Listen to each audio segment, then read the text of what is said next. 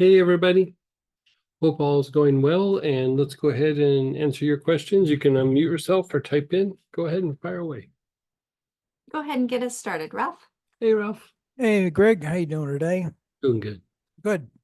I'm noticing when I'm waking up at night, I am extremely uncomfortable in bed. And this is going on, this is repeatedly. This isn't just one night. Okay. So what I'm looking at is in the inflammation kit, I'm thinking, well, good chance something's inflamed there someplace along the Like, line. like when you say uncomfortable, like describe it to me. I can't find a comfortable position to lay in the bed. On your, like, My is it on on your my hips, on back, your back, like, or on just the whole thing? You're just not comfortable. in my back, on my side, it doesn't matter. And it just doesn't feel comfortable. It's not like you're in pain. You're just like, trying to Right. find the spot. Yeah, I will wind up thrashing around the bed, and if I don't leave and go to the other bedroom, I wake Claire up for thrashing around. And in the other bedroom, you're still thrashing around. You're just not waking her up. Exactly. Okay. And it's a different, Um, and then the other bedroom has a 3-inch memory foam mattress on it, which in the past has been, when I get in there, I go to sleep immediately. Well, that's not happening now. hmm.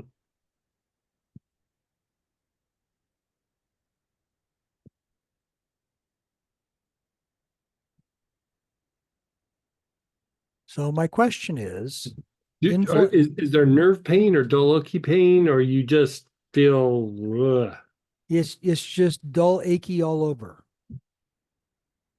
Okay. So I would say let's do a couple of things, and you might be already doing some of these. Is Okay. the first thing I would say is we want to like balance out the autonomic nervous system simply Okay. for the fact that like anytime you have achiness, you're dealing with some lymphatic stagnation. Okay. And so a lot of times the stagnation is because of an imbalance in the nervous system. And so lemongrass would be the thing that I would suggest. And it would need, like, you could probably try to do it topically, but given how agitated you're feeling, like in bed and everything, Mm-hmm. it just that happens sometimes. I would take it internal.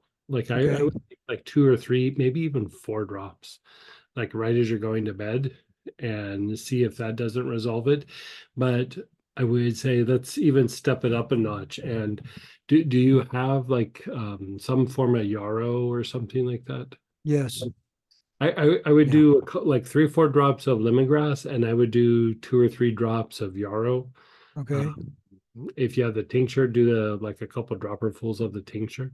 I don't have the Do tincture. I that. just have the straight oil. Yeah, do like 3 drops then. And Like you, that's internal also? what's it? Internal also? Yeah, yeah. And the idea being that sometimes when the nervous system's off and lymphatic system is getting congested, the issue is that it's overstimulating to the sensory nerves, and it can actually start to be a little bit overstimulating to the motor nerves. And so that idea of like when we were working with the larch, Yeah. the larch comes down the motor nerves, and like sage and vetiver, applied topically to the body will calm down the sensory nerves. Mm-hmm. But if the root cause is more of that imbalance in the autonomic, sympathetic slash parasympathetic activity, part of the nervous system, or involuntary part of the nervous system, as much as you treat that without addressing that imbalance along with some lymphatic stimulation, Mm-hmm. it's just always going to be there. Um, the other thing that I would say is when I look at you, the lemongrass would probably address this as well. But when I look at you, the nerves along the spinal tract, they look like they're agitated or a bit overstimulated. So again, that will take a pain that's a 2 and turn it into a 7 or 8. Like, it will elevate it. Okay. So, spikenard, or excuse me, lemongrass is one of the ways that you can calm it down. The Mhm. best way to do it is spikenard, but Okay. lemongrass would still do it. Galbanum would still do it. Myrrh would still do it, but it's hard to touch the spikenard for it. And you can rub that just even on the feet. But if you inhale and you do that pattern that's brain and then spine and then brain and spine and brain and soles of the feet, Yeah. that just calms that down. Like Okay. So put some is that on the soles of the feet or is that on the tops of the feet? just get it on your feet. Between if you're toes? working energy, I'd say soles and between the toes. Yeah. Here, you're just trying to calm down neurotransmitters. Okay. So you just got to get it on your feet. Okay. Yeah. I think that combination should significantly resolve it. Like when I have that flare up, that's kind of a version of what I do. Hmm. Sometimes it depends on how much pain is present and, how many external factors might be there or something. But that's pretty much the core part of that treatment. Yeah. Okay. I mean, if you wanted to add more, like even just inhaling like larch after you've done all that while you lay in bed, Hmm. I'd also take it a little bit deeper, but I don't know that you would necessarily need to do that. Like if you wanted to, you could, but Yeah. it's like the other things are like should be hitting it. So Okay. yeah. How about the inflammation kit? Black cumin, German chamomile, Yeah, I mean you can always um, use the lib. inflammation. I mean for just about any condition, inflammation Mhm. is almost always the issue. Okay. And so you can always augment any of that with inflammation. Um, but without like addressing that piece with the lemongrass and the imbalance in the nervous system, Hmm. like even that is going to be so, you know. Okay. Um, and if you wanted,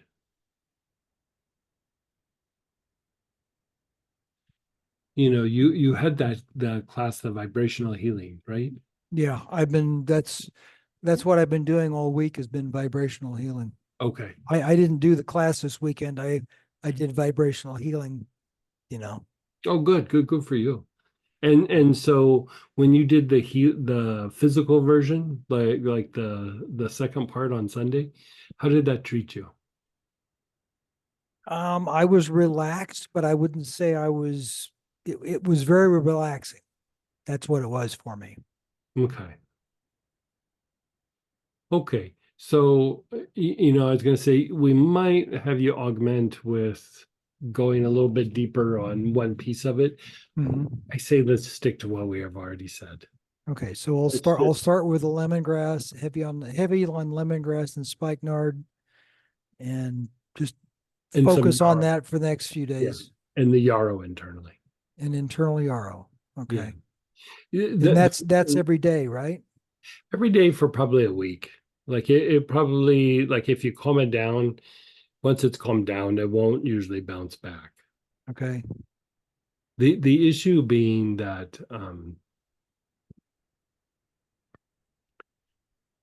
like sometimes with inflammation, there comes a Mhm. lot of agitation in the body that's not always just the nervous system. And so the yarrow calms down the inflammation and it calms down that agitation that comes from the body being, it's not a crisis, but the body starts to go into like crisis mode.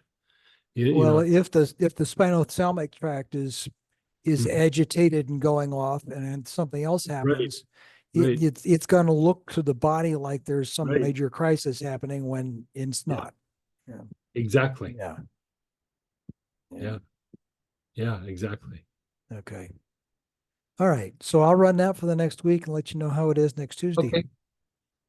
All right. Thanks. But if it's like if it's still bothering you in a couple of days, don't even wait a week. Like reach out to me in a few days. Okay. Yeah. I think I'm going to be on the class this weekend. So, Okay. I'll let you know if it's a 911. Okay. Perfect. All right. Thanks. You're so welcome. And then go ahead, Lolly, then Jan. Hey, Lolly. Hey, let's see. So I have quite a few things. Oh, we can start with some follow-ups. So we talked last week about some agitation that I was dealing with, and I actually had some days that I don't even know why I got upset about things. Kind of got like OCD about stuff, and I'm like, it's really weird because now thinking back, it's not such a big deal. But I started taking this at John's Wort. That feels like it's been shifting things Yeah. a lot. So that seems to be helpful. And I have the tincture Yeah. for that. Yeah. And I think you mentioned that with the tincture, it's not the same. It's not like with the essential oil that you have to be more mindful about taking bigger dosages, right? Like it's different. Yeah. Unless you're taking really big dosages of the tincture. Okay. Yeah. I mean, the tincture does have a little bit of the essential oil in it. And, Okay. because it's a spagyric tincture. Yeah. But, if you were to take 3 or 4 drops of the oil versus, a dropper full of the tincture, the intensity is very different. The thing that I like about the spagyric tinctures is it increases the potency, but it's because it's like a broader spectrum of the plant rather than just a lot more of the plant. You know what I mean? Yeah. You get way more of the different aspects of the plant. And so the potency is there without having to consume so much more. Yeah. Okay. So Yeah, I've I been doing, like that, yeah. especially for a situation like this. Okay. Yeah, so that's been feeling good. And I've been doing like a kind of drop full in the morning. And if I feel I need some more, I do it again during the day. Yeah. And what I was wondering about is, so there's this new blend that you have, which is the Mystics Mind. Right. Yeah, which you talked about it briefly last week. And what I'm wondering about, because it has, so it has the St. John's Wort and it has the Blue Lotus. And so I'm wondering, like, as far as a blend, what would be the difference between taking like if I'm doing the blend, do I still need the Blue Lotus by itself? So I'll tell you how I'm using it and the Mystic Mind, because it's been one that we've been using for a little while, and I've been playing with like different body tonics to go along with it and everything. And so I was doing the Blue Lotus and I was doing I wasn't taking St. John's Wort every day, but I was taking it from time to time. At least a couple of times a week, just to like clear out the cobwebs and so what I noticed was, I did a few days or a week of just doing that Mystic Mind just by itself. And I was really liking it. But then there's times that either during the day or most times it was in the evening that even though I was taking, I'm doing that. I'm taking 2 dropper fulls 2 to 3 times a day of that Mystic Mind. And then there's times where I'll still augment with the Blue Lotus. Like at the end of the day, like I'll just do, I'm not, because I'm using that, I'm not using as much Blue Lotus, but I'm still augmenting it sometimes. Like not every day, but just there's days where I can just go, my mind's still a little wound up, and it's usually not like problems and things. It's just, how sometimes you just get a little wound up, like you're pushing on deadlines, and then it's like, okay, it's time to relax, and your mind is like going, yeah, but this, yeah, but that, yeah, but this, yeah, but that. And so I might add like a dropper full of the Blue Lotus. I would say if St. John's working for you, you'd probably end up doing something like that, where you use the Mystic Mind and then you would still augment with you know, maybe taking a dropper full of St. John's wort, maybe not every day, but you'll probably still do it from time to time. You know, I do that even with Melissa. Like I'll be taking the Melissa tincture, but still there's times where I do the tincture, but I still will stick 3 or 4 drops of Yeah. the essential oil in my mouth. Like it's Yeah. like essential oil is still the best thing. Like I don't always need it, so I'll use the tincture, but there's time where I kind of need it. Yes.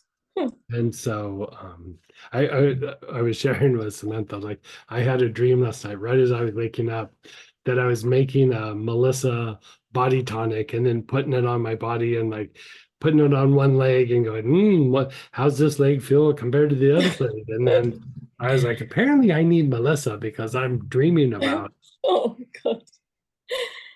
you know, but you know, doing Melissa body tonic is very similar to that blend LA.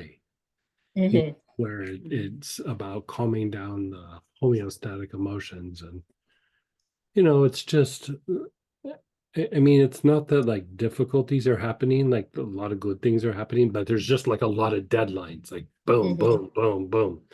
Like if I have an extra 15 minutes, the big issue is how do I spend that 15 minutes, because I have so much to do. Like I just Yeah. you know what I mean? Sounds familiar. Yeah. And I think that's a very common thing these days, and for most people. And so you know, keeping all of that like tempered so that you can do it, and then when you're done you can pull out of it, you know, because in my youth I couldn't ever pull out of it. Like when I was on until I ran out of gas. Like there was just no turning the car off, you know what I mean? And you know, now that I'm older, I if I do that, it'll take me days to recover. So I can't do it. And so I try to get better at being able to go hard and get stuff done. And then when time comes to pull myself out of it so that I can stop and rest to recover and then still do my normal day the next day. And you know, so basically, yeah, I do the same with the Melissa, and I had to really do like the oil for a few days, and now I actually switched back to the tincture. So basically, the Mystic Mind is going to be like a combination of really all the Mystic Mind, we kind of stumbled upon it. Like Samantha was doing things, we had gotten some things like when I was going down to Mexico to teach, you know, this is back at the beginning of the pandemic still. And we picked up herbs that we didn't know what they were in English, in Spanish, but we looked them up, and one of them was St. John's wort, right? Yeah. And so she did that, and we had been using that. There's an herb in there that I don't know that I've talked about, malungu, something like that. And it's you use it for clairvoyance practices, and that combination was really good. And so we both were kind of playing with that. And then I was like, well, if that works, let's throw a little blue lotus at that and see what that does. And then that worked. And I was like, you know, if that works, I think, you know, we did large, but there was other things that I contemplated doing. And that combination, man, it just makes the mind, like I can be very focused and one pointed, and then I can go really deep in intuition. And usually when I go into the clairvoyant or intuition thing, sometimes I hesitate because like if I go a little too far, I can't come out for a while. You know, I'm a little stuck in it. And now I can go clairvoyant back to focus, to clairvoyant to focus. Like it allows me to do each one really well, and I don't get stuck in it. And I noticed that like that active intelligence, or that ability to like problem solve, produce results, focus, but still have insight into what I'm doing. Man, it's quite the combo. You know, and ideally, that's what, like, you probably have seen like nootropics, like where they try to improve brain function. And they do it from the point of view of like symptoms and also like the chemistry behind what those plants do and what they do for the brain. If they break down and look at each plant chemically. But on paper, lotus could kind of be considered a nootropic. But the other ones, I don't know that I'd put them in that vein. But it works better than any nootropic I've ever used. And I've tried some really fancy herbal concoctions that, there's people putting a lot of time, energy, and money into those things. And so there's some really fancy combinations out there that aren't really, super mainstream. I mean, you can still find them in the health food store, but they're a little bit pricey. And I tried them and I was like, it's helpful, but it's not like amazing. And this combination is the first time where I've gone for that. It's like I would put it as amazing, like for me. Like, Yeah. I think you're having that same experience. Yeah, it's And okay, then I'll have to try that. And that, but it's still the thing that's like weird. So like I know I'm going off about this, but like the Malunga, am I saying it right? Malungu, like we're not sure how to say it. yes. Malungu or. But like if I'm really focused and I take a dropper full or two of it, like whatever I was focused on, I'm done. I can't focus. Like I'm just, my mind goes so into intuition that I'm like, if you ask me to write things out, like I would just fumble through it because I'm like so into the intuitive mind. And so I found it really interesting when we did the combination. I thought, oh, this will probably make me like go out into outer space more or something. And it's like very grounding. But I can go to either extreme and then find my center place like that. And there's something about the combination of the herbs that they're an interesting combo. On paper, I don't know that I ever would have thought of putting them together. But putting them together the way that we've done, it's pretty interesting. So, okay. And then, so what I'm thinking about right now is like, you have the other blend, which is the mind still, where you have the like bay laurel and a few of the antiviral ones. But this one, so they work differently on different parts of the, like they do different things. Degeneration in the mind. Yeah.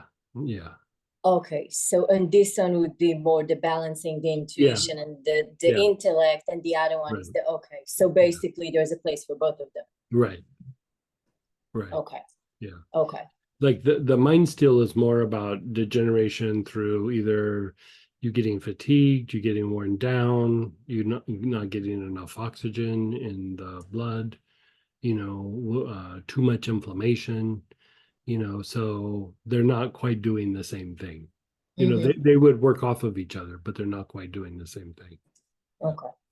And then if you are taking, let's say, the St. John's Wort for the other benefits, like the blood purification, then you would still take it as a single oil because you won't get that benefit from the blend. Yeah, I would probably, if you're trying to purify the blood, I would probably still take it by itself. Yeah. Okay. Yeah. Okay, so that's about that. So thank you.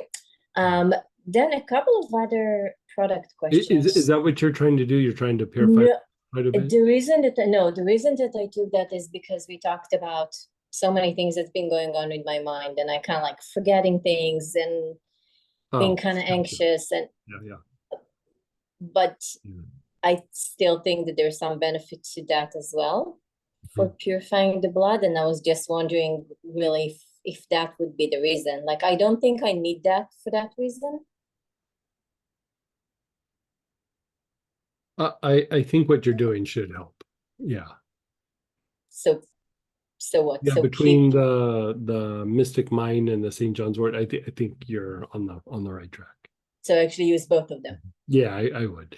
I mean, the St. John's Okay. Wort I might not use every day, Okay. just because you don't need to. I mean, if you did, it's not like you're doing any harm. But Okay. I would probably use it like 3 or 4 times a week, like every other day or something. Okay. Yeah. Okay. So I'll order this one. Okay. And then a couple of other questions about some blends that I was wondering about. I've been working, by the way, more with the Dorje, and that's been Mhm. amazing. So I'm excited about that. Unrelated to that. So on the weekend we talked about, it's not a class question. So we worked with the emotional elevation. Which we haven't talked much about, I think, before. And that was kind of really amazing experience for me. It was really relaxing. And Mhm. then I was looking at the emotional release, which is a different blend. Mhm. Um, so a couple of things. One, so I'm wondering what's in the emotional elevation, like what's in the blend. Um,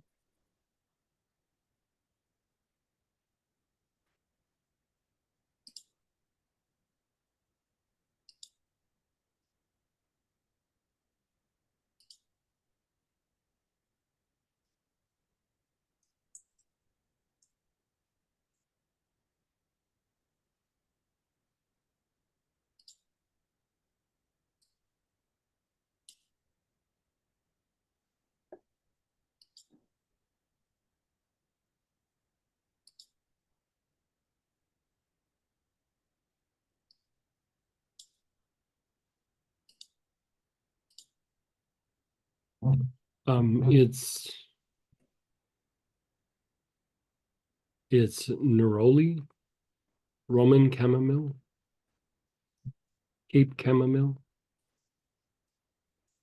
St. John's Wort, rose absolute,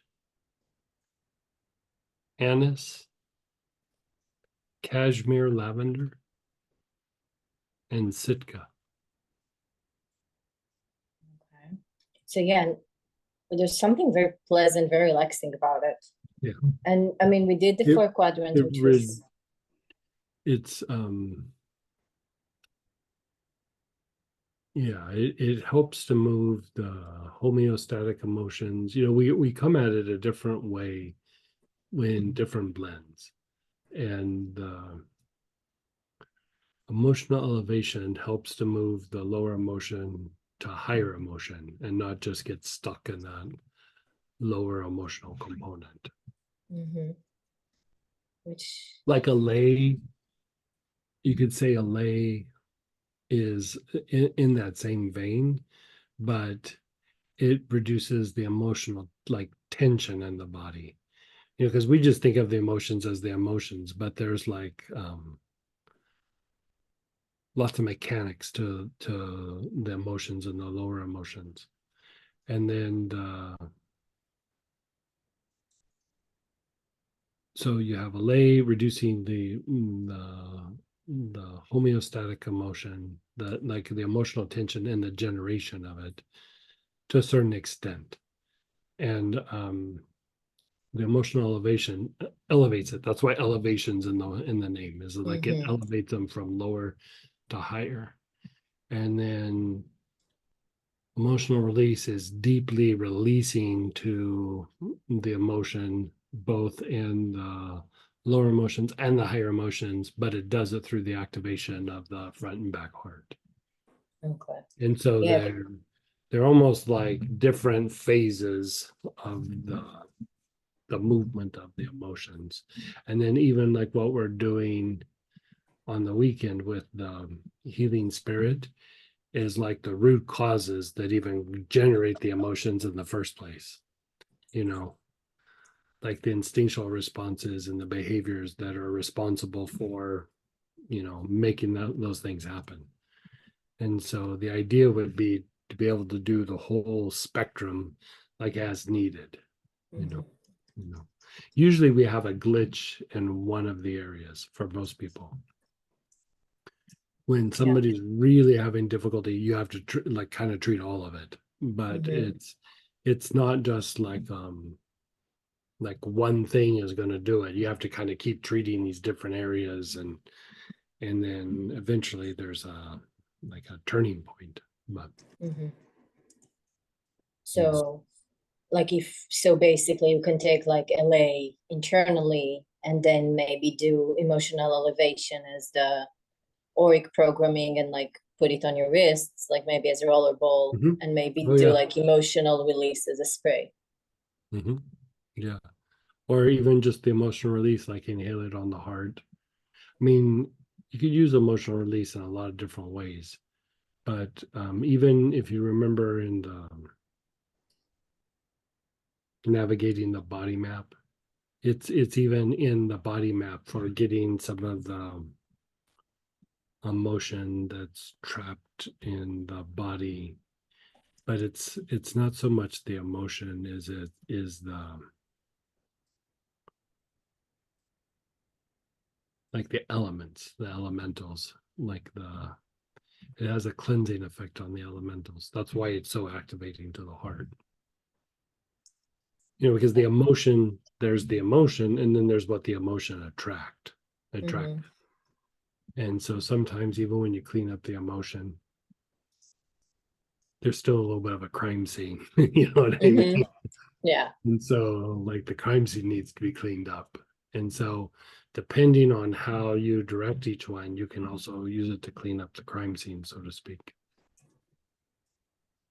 And then so with this one you'll do like mostly inhalations with the emotional Yeah, release. inhalations, and you direct it at the body.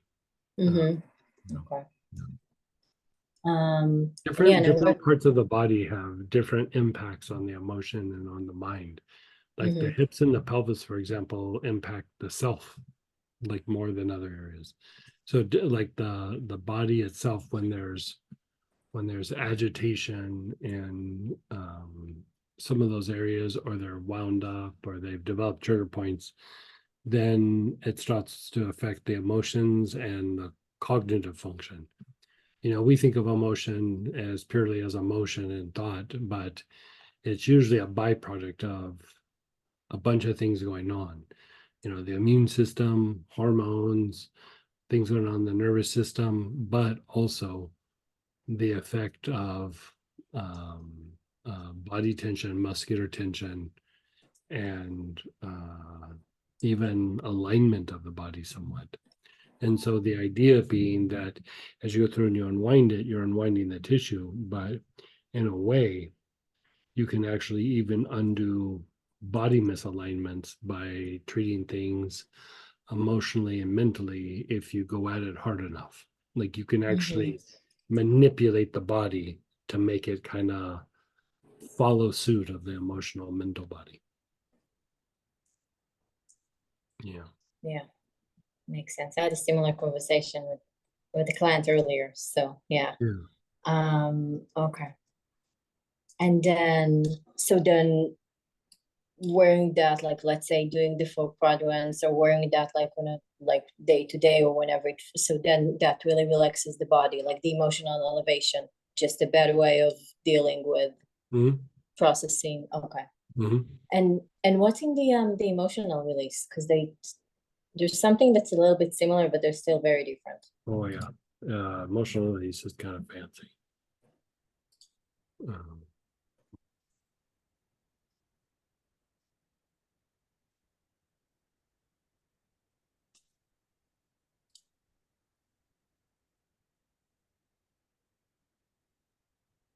um, a little bit heavier on the St. John's wort, and then Damascus rose, Melissa, cistus, helichrysum, Roman chamomile, and Cape snowbush.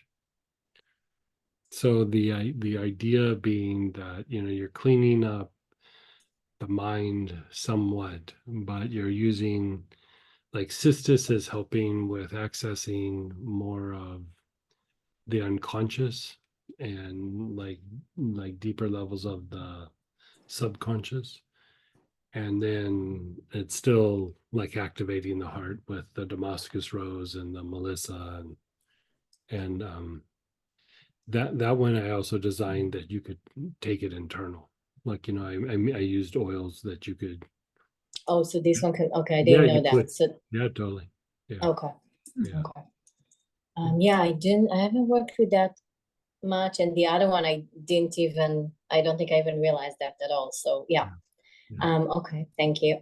And then a really basic question. So, Mhm. when we talk about putting the oil on the wrists, so you can put it neat and you can put it in a roller ball, Mhm. which obviously feels different. But in terms of what it does, is there a difference in what it does? Like, does the application makes a difference? Neat, it goes in a little bit faster. Like anytime you mix it in with like some sort of fatty oil, and you know that has a rubber ball has jojoba in it, which is not a fatty oil, it's a wax, but Mm-hmm. still it behaves like a fatty oil. And Mm-hmm. it's like more of a time released. Like it has an impact, but it's a little slower, but it's much more prolonged. Okay. Yeah. That's the, you know, in the early days, before I was doing things the way we do them now, is I used to make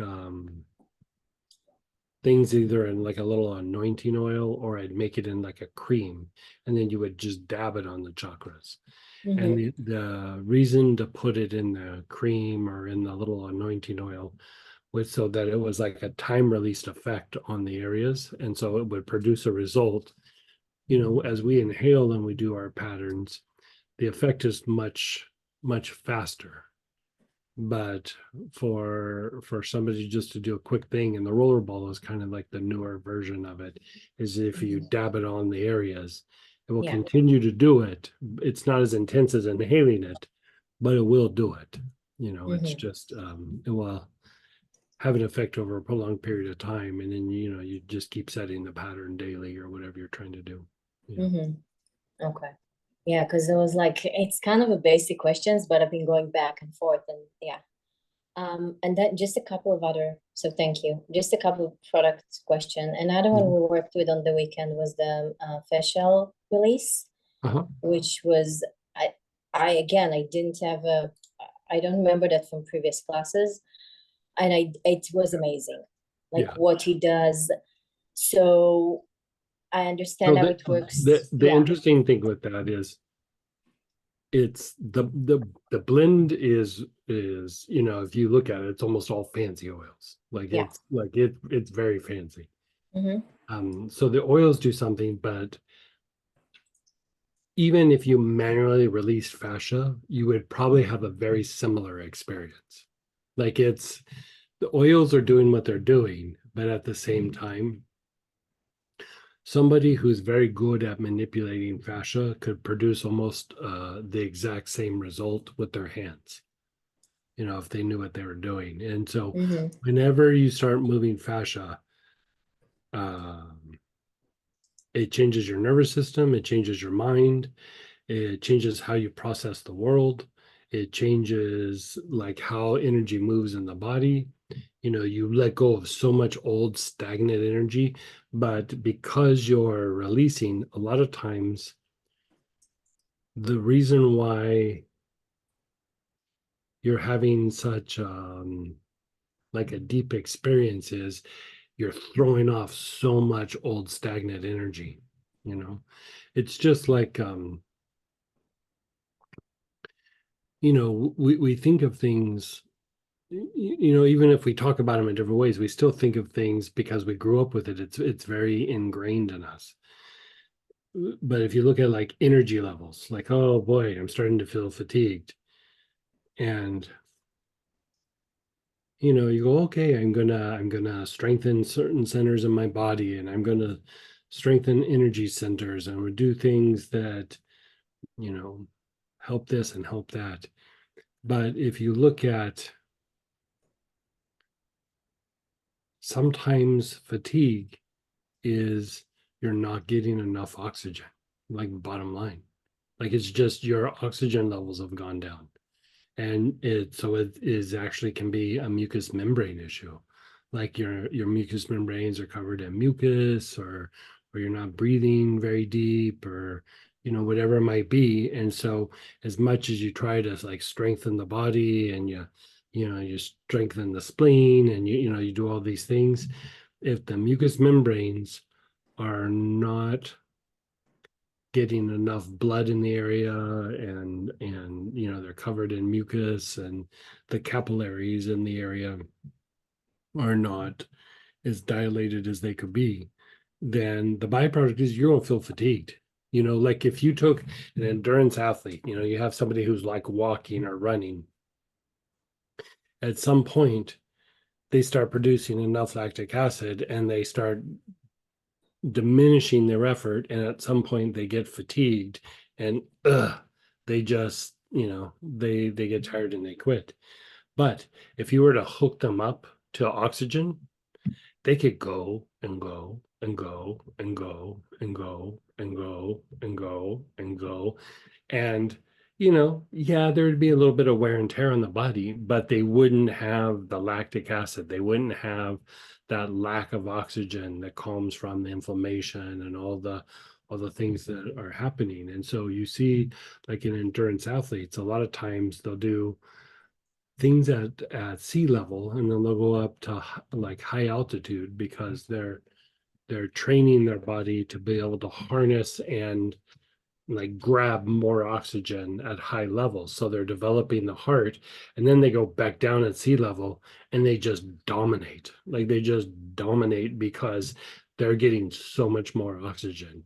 And it's an interesting thing in sports, but we can learn something from that and how we live our everyday lives. If we're having energy level issues, yes, it could be hormonal. Yes, it could be a depletion. Yes, it could be all kinds of things. But bottom line is you're probably not getting enough oxygen. So there could be some sort of circulation issue, or there is some sort of mucous membrane issue that is causing some of the issues. So like the idea of taking cinnamon and thyme, it strengthens the body, but part of how it strengthens the body is, yes, it's stimulating and yes, it's strengthening to the body, but it also is dilating to capillaries and helps with circulation. And so even the idea of just breathing it into the lungs and breathing it into the sinuses can change your function and your energy levels, because now your mucous membranes are getting more blood. And so some of these things that we address, it's kind of like how we were talking about it in the vibrational class. The vibrational healing is, so many times we think of things as like I'm trying to treat a symptom, when really we step back and we're trying to recondition the body. We're reconditioning the body, and yes, we're trying to treat symptoms, but if the body is in a certain condition in a certain area, it's going to keep producing those symptoms, and the symptoms are going to be less likely to respond. And so the idea being that when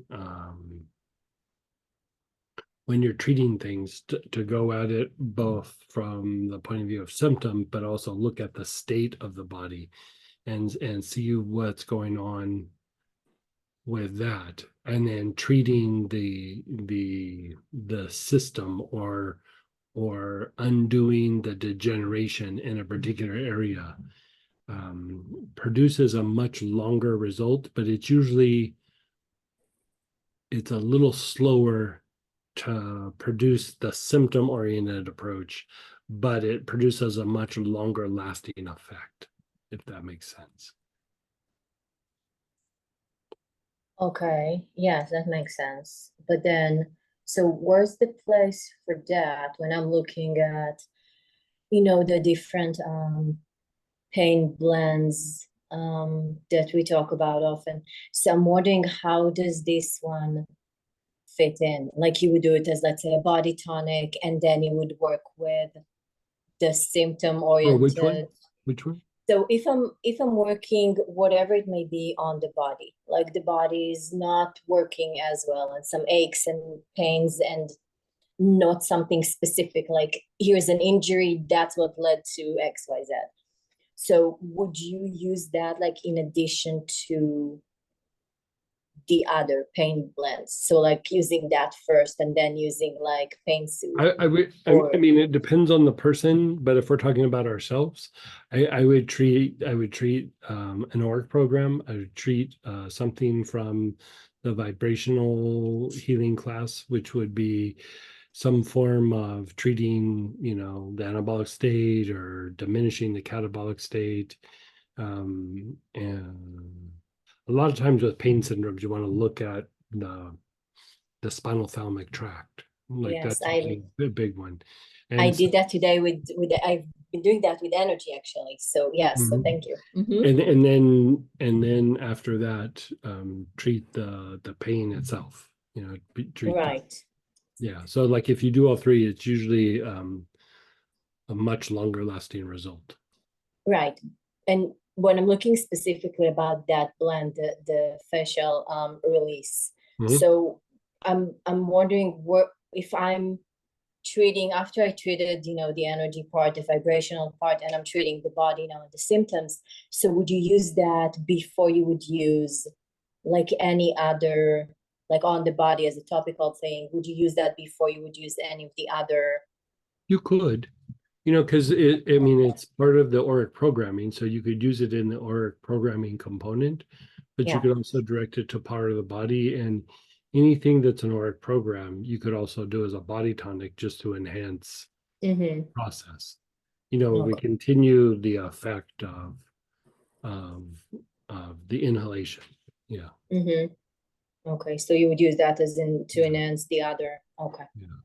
Like I think Samantha, like it was Sunday night or Monday night. Like she was like what you were saying, the fascial release was amazing. She took a salt bath with it. Like, she Yeah. just jumped in, and I was going to do the same thing, but I got distracted and did something else. But um And yeah, and I was it's thinking of yeah. but like the body tonic or the salt bath is kind of like doing the work program, like without Yeah. having to sit and go left Mm-hmm. side, right side, forward, Yeah. like it's just you just knock it out with listening to some music while you sit in the bathtub. Mm-hmm. Yeah, and I was thinking about the body tonic because it was so profound working with Mhm. that on the weekend. Mhm. So, okay, Mhm. perfect. Thank you. And then just one last one for now. Sure. I have more, but so coffee essential oil. Mhm. We talk about it because it's good for, to detox the body, detox the energy body. It smells amazing. I actually didn't expect it to smell so Mhm. coffee like. Right. Yeah. But you can you take it internally? You can. I don't know. Like it will stimulate some lymphatic movement. I think better though, it's more topical. Okay. Because Yeah. I was wondering if it's going to detox the insides if you're taking it internally or not. I mean, I tried it. It worked so well topically that I was like, oh, this is going to be amazing internally. And internally, I found it to be mediocre. Like I Okay. wasn't super impressed. I mean, I would use other things first. Like it wouldn't hurt you if you took it internal, but I don't know Yeah. if you should get the big benefit that you would with like some other things. Okay. So you would really use it for like to detox the energy body, the skin. Yeah, well, by stimulating lymphatic movement in the skin, you start to stimulate lymphatic movement and detoxification in the organs of blood purification. So just by treating the skin, you really are kind of treating it internal. And so I think that's why I think it works better topically is like anytime the skin gets moving, the liver, the lungs, the kidneys, the spleen, the gallbladder, they all start moving. Taking it internal, it doesn't get quite that kind of movement, but topically Okay. it Now, stimulates it enough. Yeah.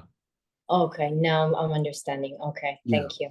Perfect. Thank you so much. You know what, last one, and that's it, really, I promise. We talked a lot about what you can use for babies, for kids. You have the kit for the kids. Mhm. Sent it to my sister. Took a month. Finally got it. So my question is, in addition to all the things we talked about, when you're dealing with something on the skin, not like a rash, like the baby, he has a cut like under the bottom lip. So like, so it's a little bit red. You can actually see a cut, like not super Mhm. deep, but it's there.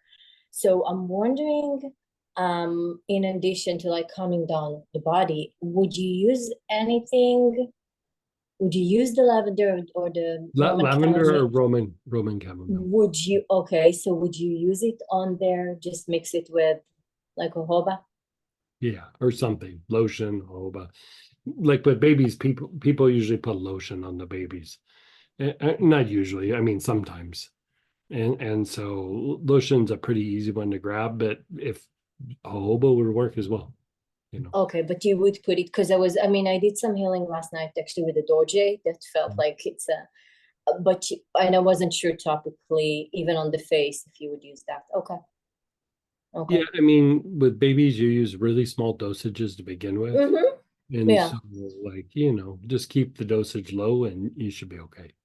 Okay, perfect. I just wanted to double check. Thank you so, so You're much. so welcome. And then go ahead, Troy, then Deborah. Hey, Troy.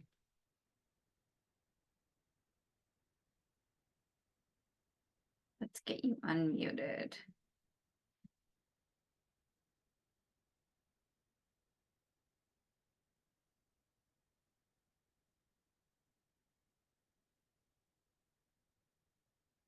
We'll come back to you, Troy. Go ahead, Deborah. Oh, there it is. Oh, never There mind. you go. Hey, Troy. Yay. Hey, I don't have like a super clarified question, but I just felt compelled to touch base about the situation where I've been talking about recently and Okay. Friday, and I don't know if you can recommend anything to me for like where I'm at in the process right now. It's kind of feels like it's like in a falling away process now, and I'm just trying to like acclimate and keep Acclimate to the falling away or like accepting it. accepting it. Okay. Letting it go. Yeah. Part of me like really got my heart set on it and Yeah. got all that and Yeah, stuff. I was bummed for you in that situation. Yeah. Um,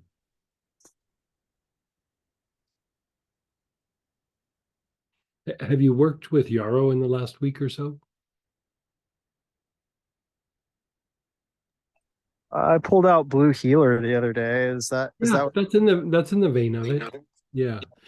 I mean, I would say like Blue Healer topically, the reason I was thinking Yarrow is like a little bit internally, but let me think about this for a little longer. I mean, that's my first kind of go-to thing for that, but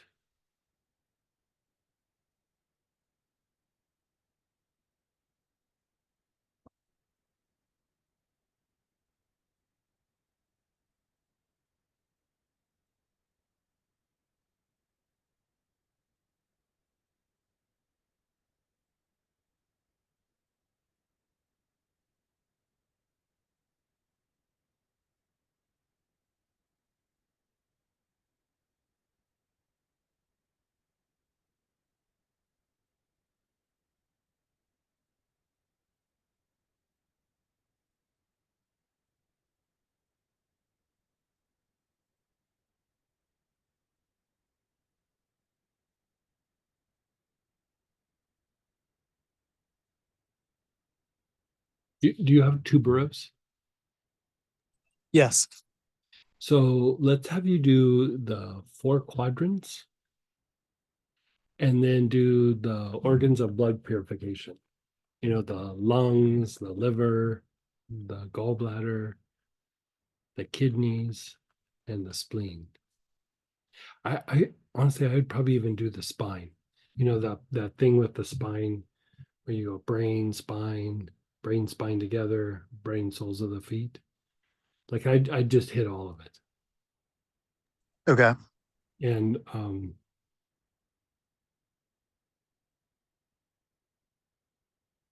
yeah. So yeah. That person's still around you? Or In town, but but moved. not as close as she was. Yeah. Okay. Yeah, do what we talked about. Yeah. I was gonna say if there was a lot more direct interaction, like more direct, but also like the lack of interaction, even though there was a lot of interaction. We might need to do something else, but like I think with that, let's try that. But Okay. like you should, like if it's going to work, you should feel better like within 24 hours. Okay.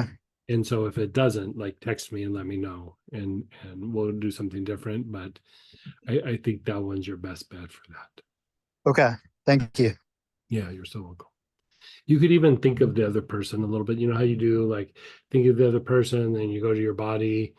Like if it still feels like it's feeling good, but still like even try that. Okay. Yeah. Like you put your awareness on the situation and then you Mhm. like, yeah. Okay. Great. Yeah. Thank you so much. Yeah. You're so welcome. And go ahead, Deborah, then Letty. Hey, Deborah. Hey, were you able to stay dry or stay out of the storm? Yeah, I did okay. Good. Yeah, thank you. How bad did that city get hit? The Weaverville. Right. So I'm actually in Florida still, but it's relative to the areas around it, not bad at all. Okay. Yeah, I feel really good about. I was questioning what I was doing about moving there, but I still feel good about it. Very good. Yeah. So, do you have a different read on it than that? No, Yeah. I was just curious. Okay. It was such a crazy storm that, I know. I know. crazy, crazy, crazy. Hmm. And the devastation isn't even near what they're No. putting Yeah. on TV. Yeah. I'm following a lot of different towns in the area that aren't even being mentioned that Yeah. are equally bad. So anyway, I wanted to talk. You had asked me about what the doctor had said about my condition. And at the time, I had not received some of the supplements she sent me. Mhm. But there's one, we're working on my cortisol levels right now. And I just thought you might find this interesting that the main cortisol piece that she has me taking Mhm. is ashwagandha. Ashwagandha. Yeah. Yep. And quite a bit of that. Mm. And in that same combination, of course, these are pills, Sure. is rhodola and Rodeo. Yeah. Yeah. Yeah. magnolia. Oh, nice. Mhm. I haven't ever heard you mention magnolia, so I was surprised to see that. Yeah, I used to carry it, but nobody really paid any attention to it. So just like when it ran out, I just, I hadn't bought very much to begin with, Yeah. you know. Um, It's an absolute. So it was like in the essential oil world, it's not one that you would take internal, but in the herbal world, that's what you do is you take it internally. And okay. so, yeah. And so the essential oil, it's being an absolute, it doesn't smell like magnolias when you're out walking and you smell them. You know what I mean? Uh-huh. So I think that's also why people didn't really pay any attention to it. So Yeah. And then there's another like thing in here. Uh that's one of our amino acids. But it's really making a difference. oh good. Um Yeah, it so I should. want okay. Yeah. So I just wanted to update you on that. I mean, there's still movement going on. Mhm. I'm not 100%, Mhm. but I wanted to share with you what was in here. So Oh, that's good, all. good. All right. Thanks. You're so welcome. I'm glad you're feeling better. Glad you're okay too. Like that was a crazy storm. And then go ahead, Letty, then Robert. Hey, Miss Letty. Hi, Greg. Hi, Sam. Hey. I'll be seeing y'all pretty quick here in the next Not Yeah, this week, the following. Yeah. another week and a half. Yeah. Excited to see y'all. I think it's been like a whole year since I've seen y'all, right? Yeah, it's been a while. Yeah. Yeah. Greg, so what I was gonna ask you was, Sam, thanks for the email I got back.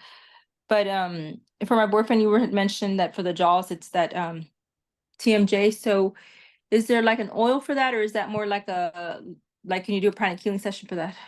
Well, the thing with TMJ is it's usually the tip of the iceberg. And so you know how in the vibrational class we talk about on the day 2 with the physical aspect, the metabolic instability. Mhm. Like I would start with that, with using like a lot of larch on the body.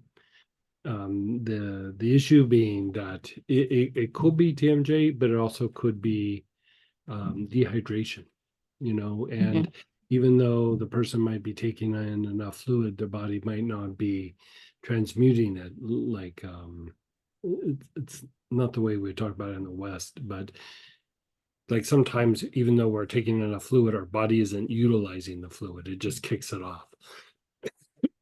And so doing the larch Mhm. all over the body would start to bring the body out of the metabolic state. Okay. And then you can use some marjoram like up on the jaws and things and the sides of the head. You know, Uh-huh. it's probably more the side of the head than the jaw itself. Okay. And then if it is dehydration, you know, because I think you were saying it's with alcohol consumption or just drinking, like drinking. No, it's more like when he eats and he drinks like it doesn't matter what type of alcohol it is. You know, like you go to dinner and you have a drink or whatever. Yeah. Anytime he combines those two, food and alcohol, he gets that like burning sensation in his jaw. Yeah. See, that could actually be dehydration. And if it's dehydration, Shazandra. Okay, because I believe like he does like I want to say he is really big on, because you know, after like he works out or whatever, drink a lot of water. But like the body's not, it's just throwing it out, right? Right. So It's usually because of metabolic instability. So going because of back what to the again? first thing, it's Oh. even the not utilizing the water. It's, you know, Chinese medicine would talk about it very differently, but you know, or different explanation. But from an osteopathic point of view, you would say metabolic instability. So then the body's not using water like it should. Okay.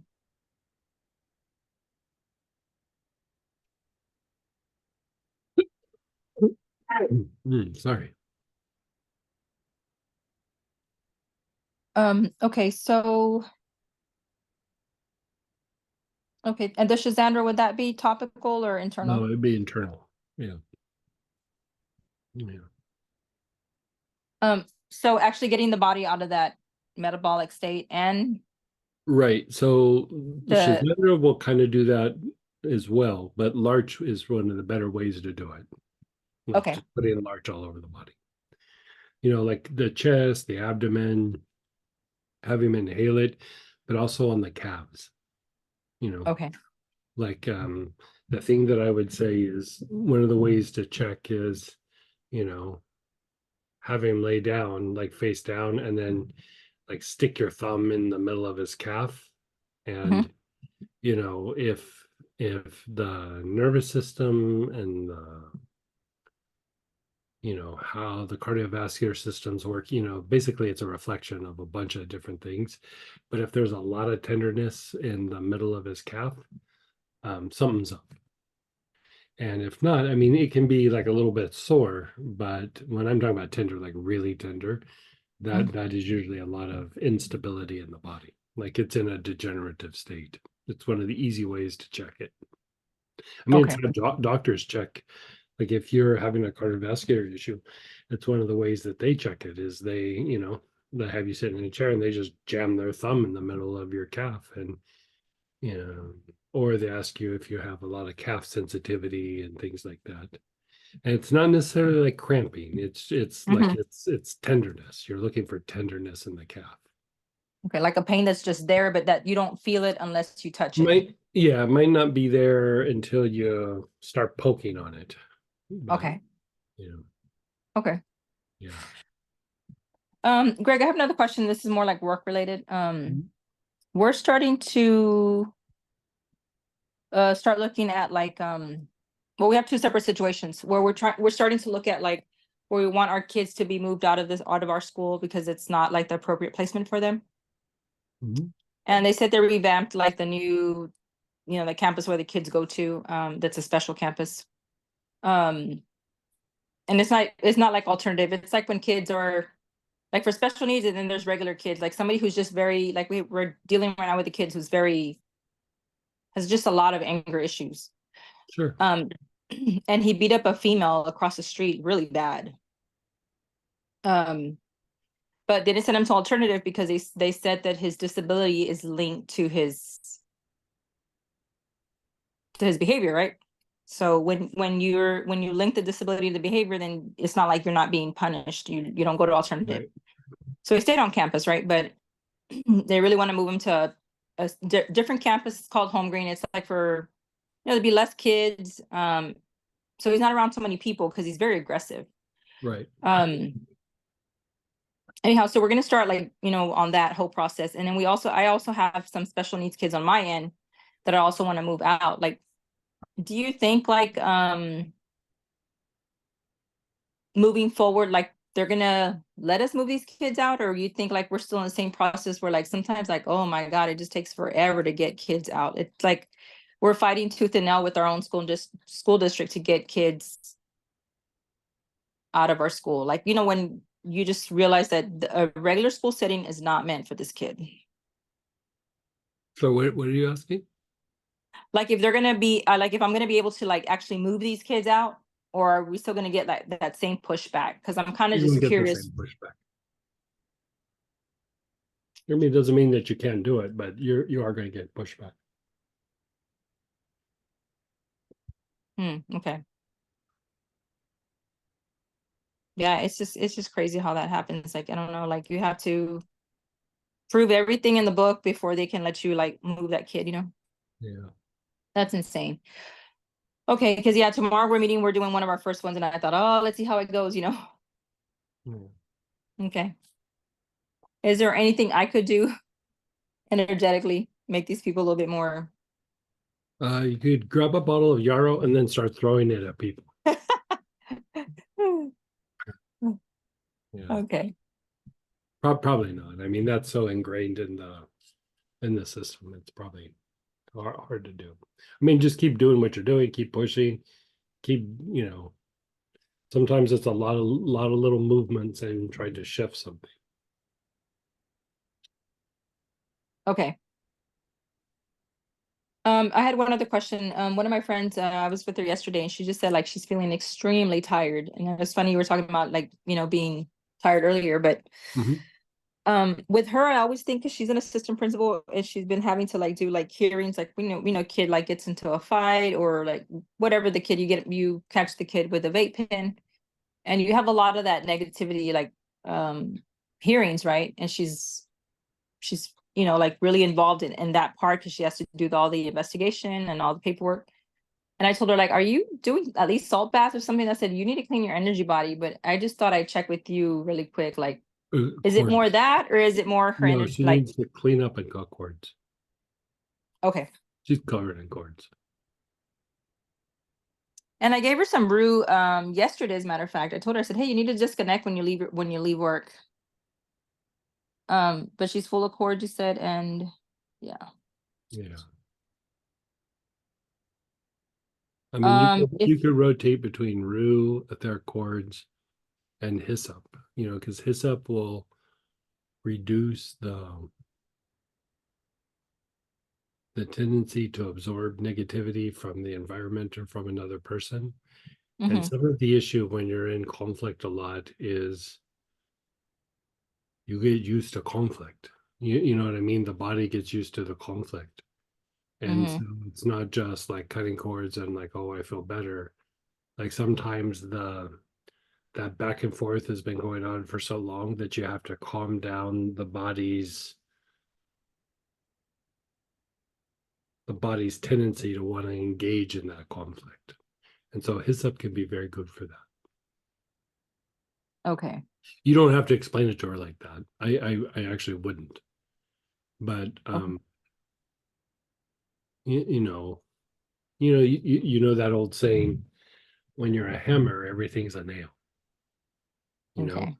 Mm-hmm. when you're used to fighting and dealing with conflict every time, everything becomes a conflict. You know, it's like it's what you do well, it's what you know, it's your go-to thing. You stop thinking about like, what is this, what is that? You think about it from the point of view of just like a conflict point of view. Rue helps to resolve the conflict.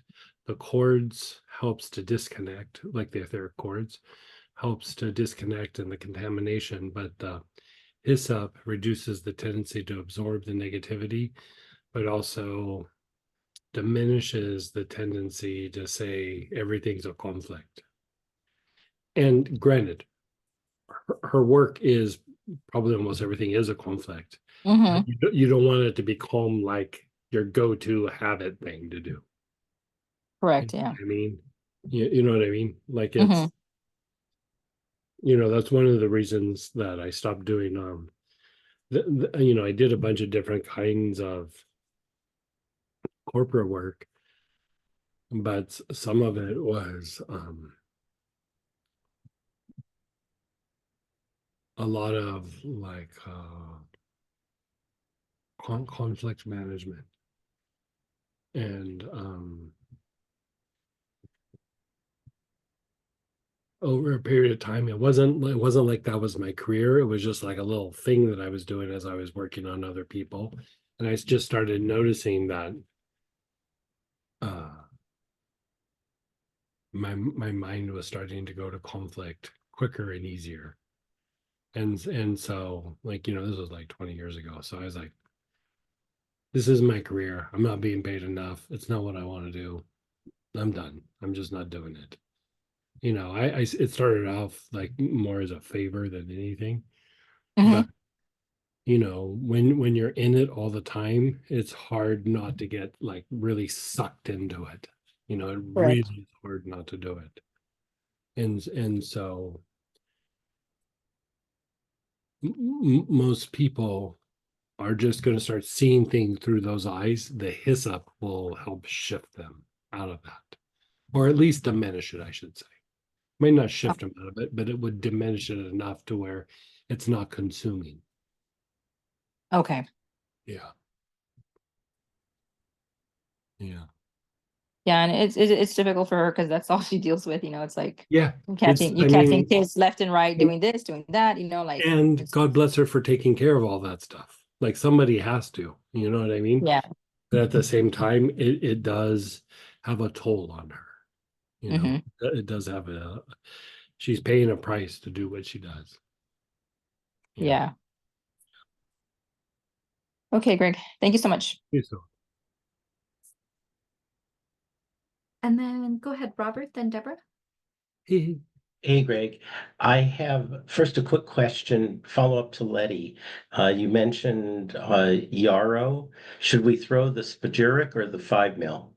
well, it depends on the distance of the person. Like if you're really needing to get a lot of distance, I'd go for a 5 ml bottle. Okay, great. If Thank they're you. closer, I'd hit them with the tincture because it'll make a bigger mess. Okay, great. Thank you. And then everyone will be super Right, calm. right. Right. Hey, Greg, I did have a quick question about all of that. As I found the unwind ashwanda therapeutic ointment Mhm. from one of the classes, and I was curious, Mhm. since it's having such a good the it's helping so much. This pill I'm taking for the cortisol, is there any use for it applying it to my body to help Yeah, I mean, that should reduce cortisol a bit. I'm trying to remember what's in that. Hold on. Unwind, I think, has a lot of vetiver or spikenard in it, if I remember right. And the vetiver is very good for reducing cortisol as well. So is Melissa is good for reducing cortisol. Vetiver is kind of my go-to thing for that. Unwind. Yeah, it's spikenard, valerian, vetiver, blue cypress, larch, and pink pepper. So most of that is pretty, it's not going to happen overnight, but like doing it over a period of time, it does reduce the cortisol levels. Well, And I then just, ashwagandha topically would as well. yeah, I just thought, why not add another layer? Sure. And is there a particular area that you think would be more helpful than another on my body? I like the idea of the feet, and then probably the abdomen. Feet and abdomen. Mhm. Okay, Yeah. great. I mean, Thank you you. could do feet, abdomen, and a little bit on the sides of the neck, and that would probably cover a lot of ground. Okay, Yeah. that makes sense. Thank Yeah, you. yeah. Good. And then go ahead, Robert, then Channing. Hey, Hey, Rob. Greg. So the real question I had earlier uh, was a general question about St. John's wort. Mhm. And I know that when you take the essential oil, it has the tendency to clear the bloodstream of any medications that you're taking. If you take a Does big enough dosage, yes. Yeah. okay, is the same true of the tincture? It would take a lot more of the tincture. The tincture does have some essential oil in it, but then, it's a herbal extraction as well. And so, you would just have to take a lot more of it. If you took a dropper full once or twice a day, it's probably fine. But if you're Okay. mega dosing it, it would start to be a thing. Okay. So yeah, that was going to be sort of my You know what else does that is broccoli sprouts. Like if you eat a lot of broccoli sprouts, it'll drain the medication out of your body. wow. Yeah. Yeah. Okay, I won't eat broccoli sprouts anytime I soon. I used to use there was a company that used to make I think it was New Chapter. They used to put broccoli sprouts in capsules, like in these gel caps. And I would have cancer patients like mega dose them because it was like after everything was done, it was a way to get the liver to let go of the effects of the chemo. And yeah, but the company, I don't think it was a very popular product. I'm actually looking at trying to make it as a tincture, so that it's probably mostly just going to be for cancer patients, but for the same idea, like it just help flush out, detoxify the body. But Okay. but if you throw broccoli sprouts like on your salads or whatever, it doesn't have to be a ton. It will have a detoxifying effect, but the dosages that I was having them do would be like the equivalent of just having broccoli sprouts for a meal, Oh, okay. which is kind of weird, but Yeah, that's yeah, I wouldn't say intense, but it's a lot. yeah, yeah. Yeah. Okay, great. Thank you very You're much. so welcome. And then go ahead, Channing, and then we have questions in chat as well. Hey, Miss Jenny. Hey, Greg, can you Hey, hear hey, me? how are you? Yes. Oh, good. Hi, Sam. So I am riding this wave of change, and I decided to sign up for this 10-week Ayurvedic metabolic reset. Uh-huh. Since why not, right? Mhm. I'm in the release phase right now, and I just wanted to check in and ask you if there are any oils that I can be using for like my morning routine, my morning meditation, and also for my evening meditation. It's more or less I'm in So intermittent what are you doing? fast. Like, tell me what's happening at this phase of your. Yeah. So the first 2 days, so I'm on my fourth day now. So the first 2 days, it's like a loading day where you eat like 5,000 calories. And then on day 3, you start the release phase for 6 weeks. And so it's pretty regimented where there's, I have to weigh my food, and I can eat only within a certain time frame. So it's intermittent fasting. So Okay. I wanted to know if, and I thought I was going to fall apart with eating, within a certain period of, certain period of time.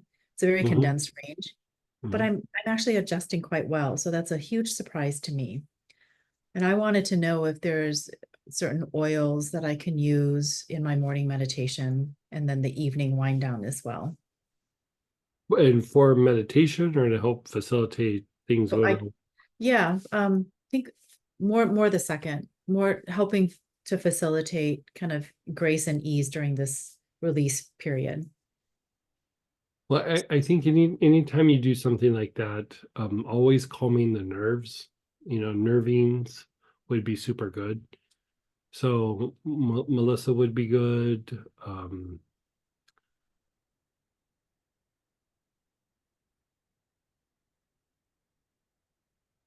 Larch would be good. Sitka would be good.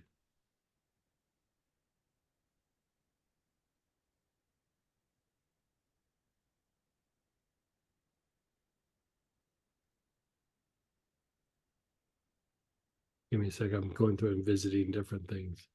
Uh-huh. Petitgrain would probably be pretty good if you had that. Petitgrain I would Ooh. definitely do internally. Yeah. Petitgrain is an Mhm. oil we haven't used in a long time. Yeah, it would be good. It would be good for the mind. It would be good for the body. Mind and body. Yeah. Okay. You want me to, did you say take internally? You could take it internal, but I would also probably inhale it, like as you're getting ready to do your meditation or reflection. Mhm. Um, Oh, by the way, I forgot to tell you during this release phase, we avoid like gluten and dairy and Mhm. oils, no oils. okay. I mean, I'm talking about like cooking oils, like you No, can't yeah, I know what you mean. saute your vegetables in like a tub of ghee. Yeah, yeah. Right. Okay. Um, Rose could be okay. Yeah, okay, I got that.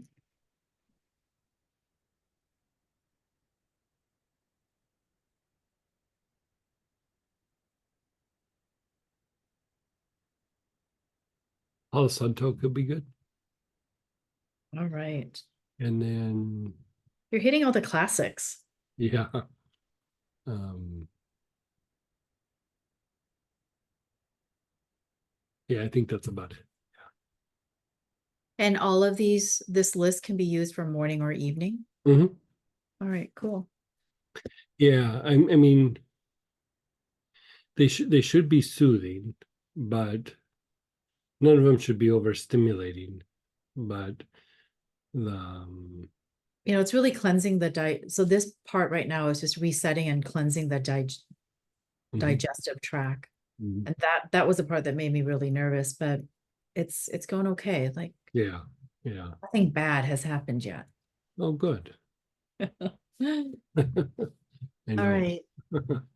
Yeah, Cool. keep me posted. Well, thanks so much. You're so welcome.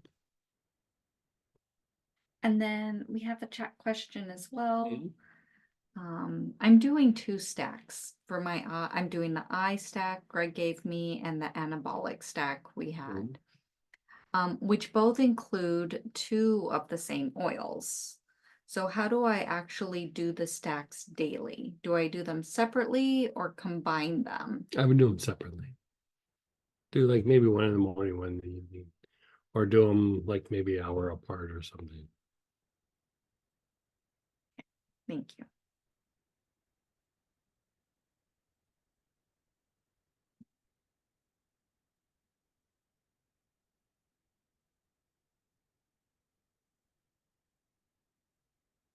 Those were the questions in the chat. So we should do maybe a protocol. We should totally do a protocol. Okay. Let's see here. Well, how about, since Letty was asking about like for our friend, we could always use that a little bit, like going through and clean up. So let's go through and find a couple of oils that you might have, and if you don't, we'll find you something to use instead. But rue or St. John's wort, or even with that one, allay would work. Aloes would also work. And then the next one would be etheric quartz.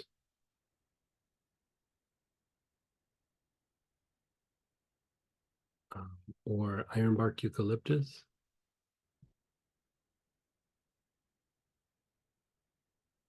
Or sweet Annie. Or Anua.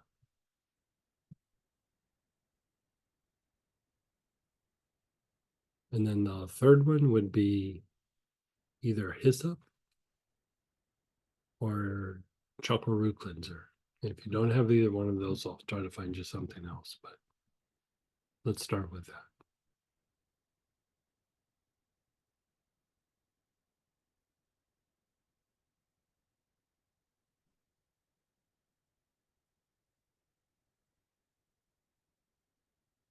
Not saying anything. Okay, I think we're good.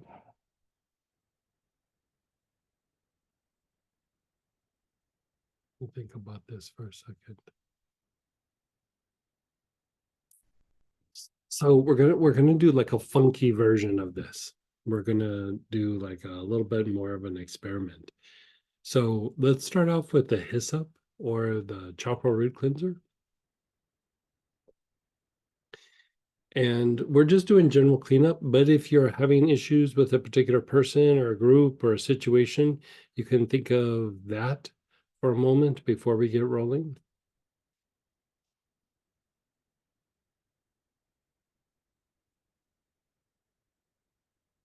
But right off the bat, let's have you start inhaling with your awareness on your lungs.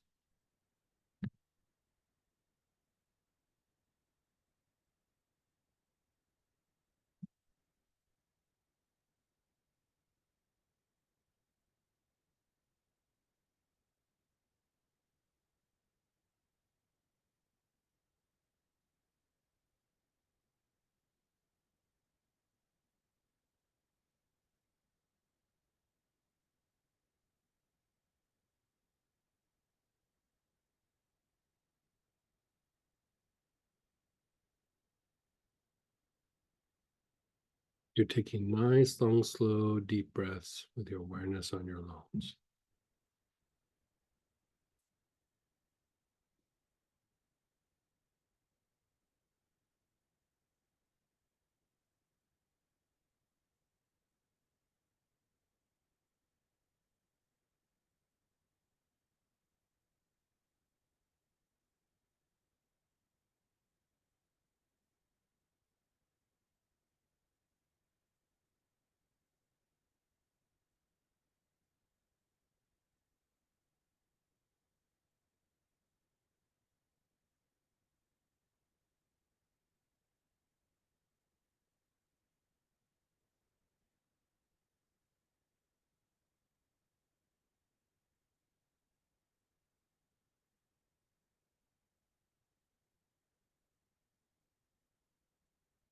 Still with your awareness on the lungs.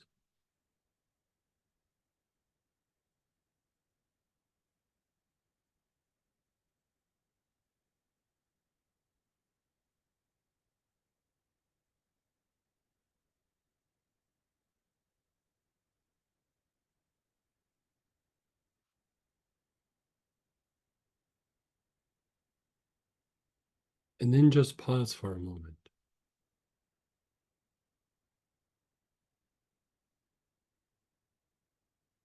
And as you pause, just silently affirm, I am that I am.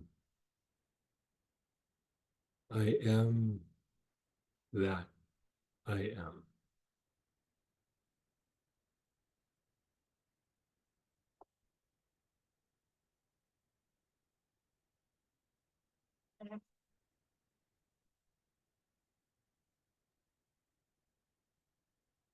Okay, so you're still using either a hyssop or chakra root cleanser. Your awareness is on the sex chakra. Nice, long, slow, deep breaths with your awareness on the sex chakra.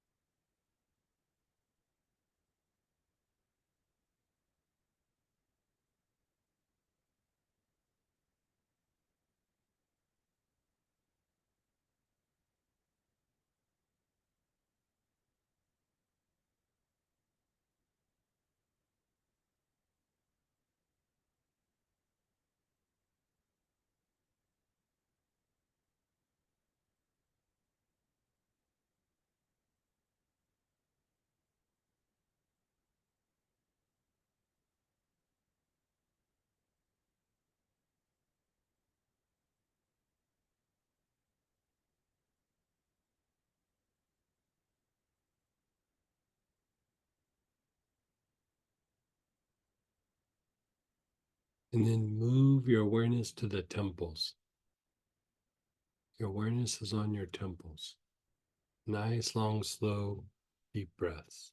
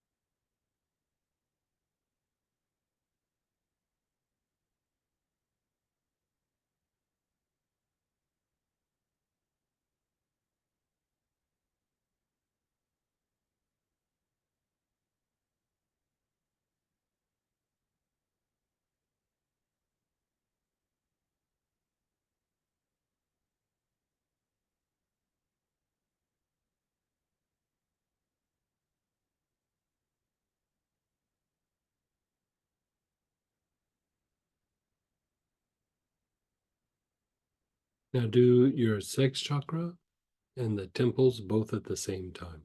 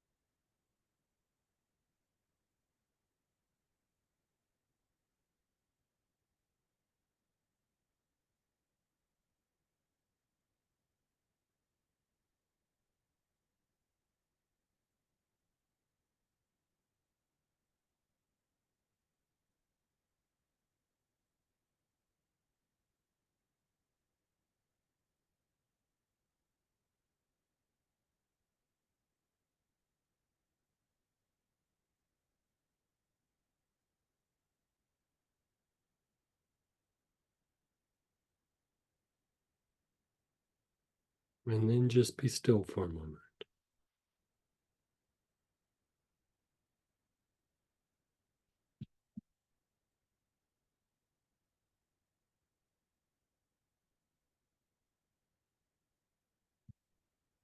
Just be still. Your awareness is on your spine. Begin inhaling.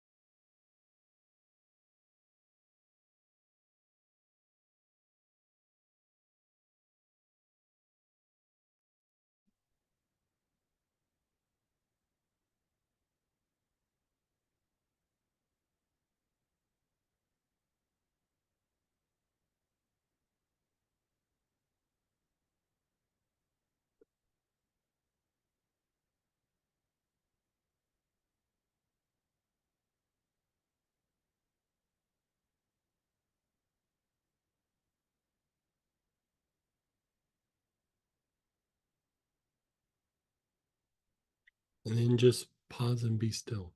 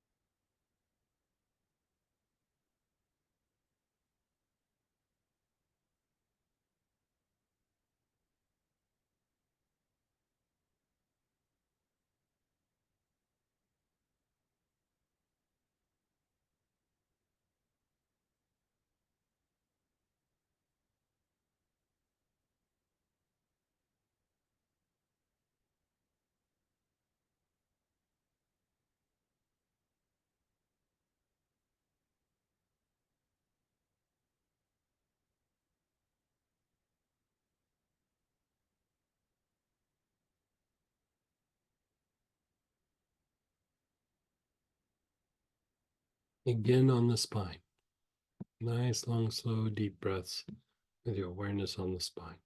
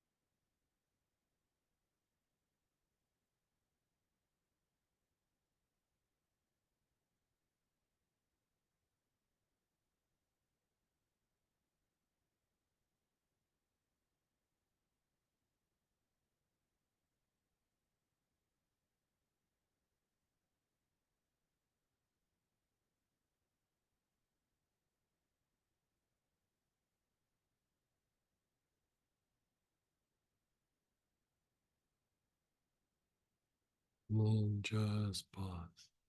Just pause.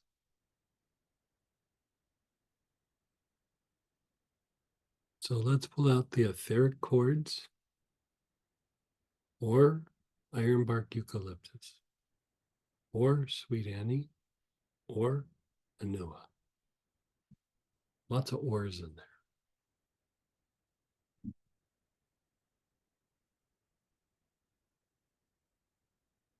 Now I'd like you to inhale, but let's have you just start going through the people in your periphery. Doesn't have to be negative people. Sometimes you're picking up somebody that you have very good connection with, but they might have stress or they might have some difficulty that they're going through. We want to just clean things up. So pick a person right now. I'll tell you when to switch. So pick one person. We're going to go through like 4 or 5. Just focus on that one person and keep inhaling.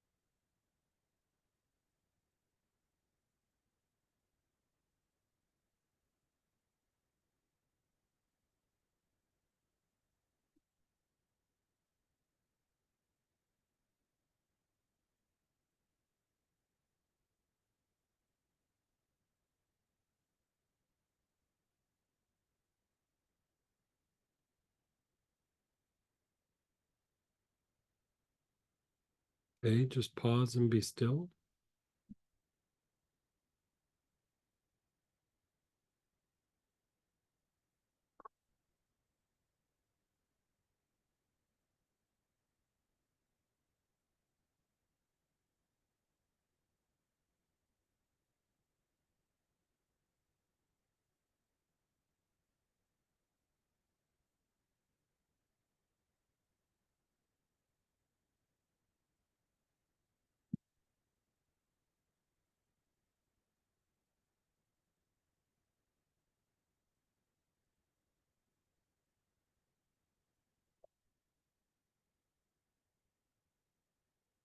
Do person number 2.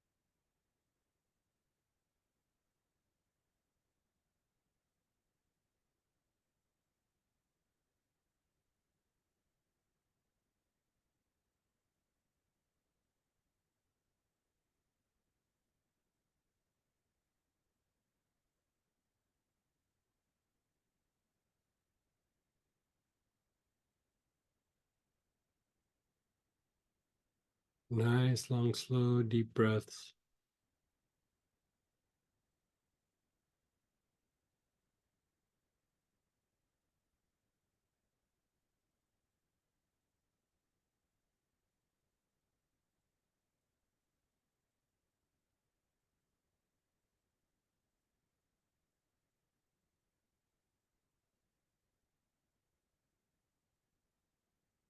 And then pause on that one as well.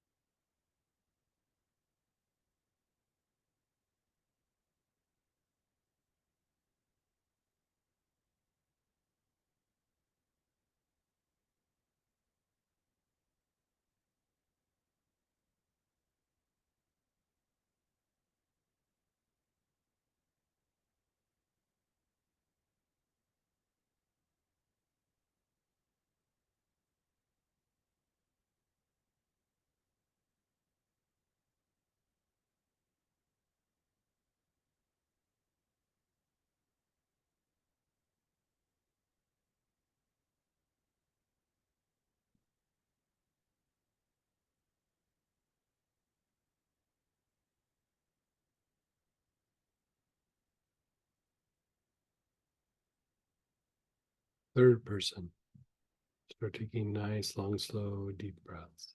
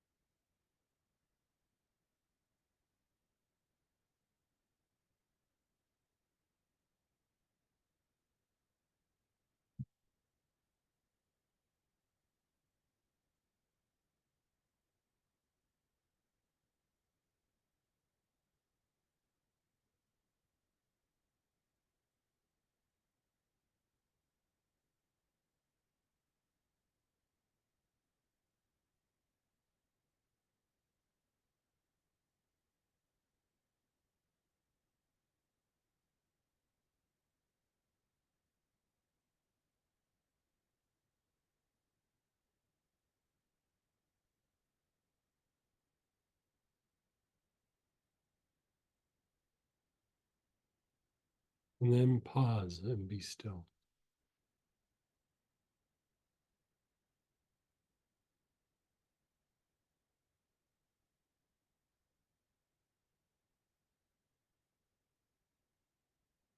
Let's do a fourth person.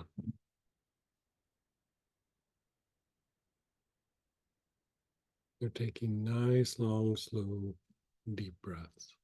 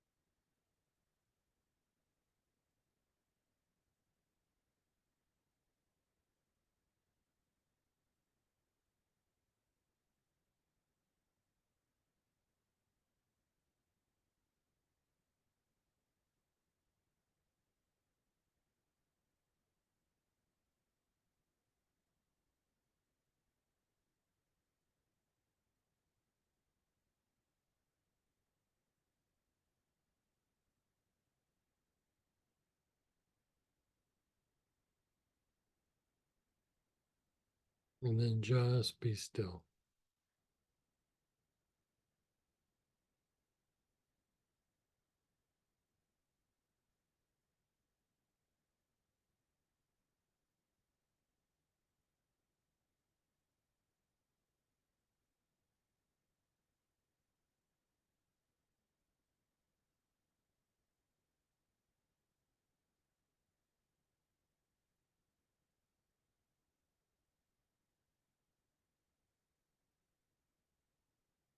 So we're going to go to our gallbladder. So your midline's here, right?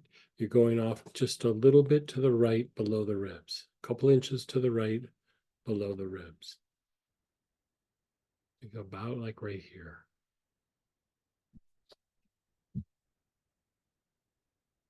You're still using that same oil.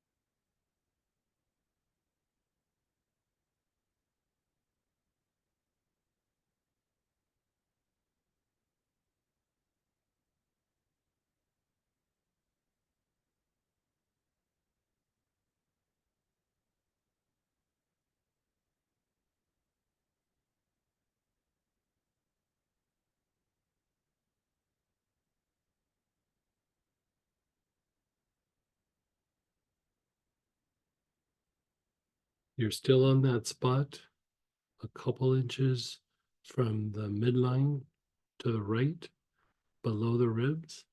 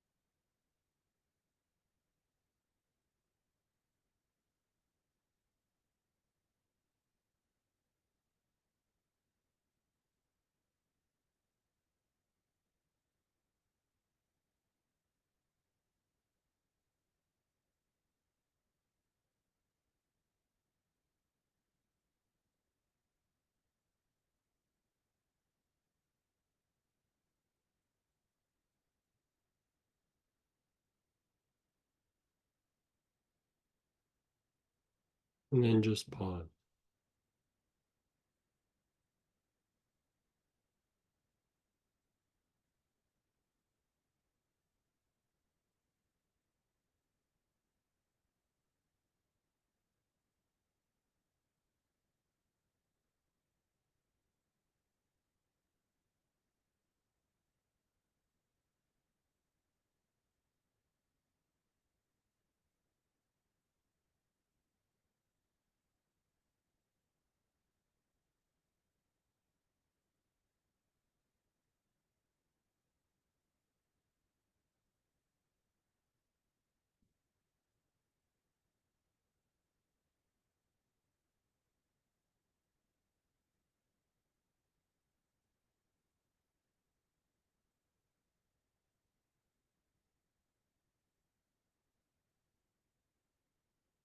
Now, out of those people that you just did, let's maybe choose one that really jumped out at you, or choose a different one.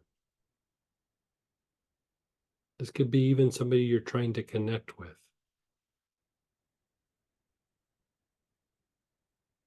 Think of them as you take nice, long, slow, deep breaths.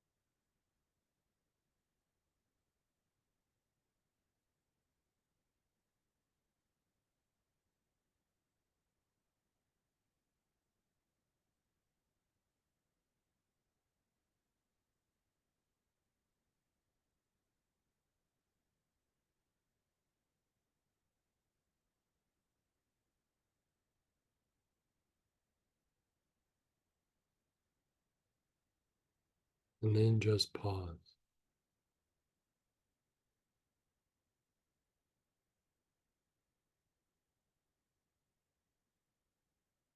How's that feel?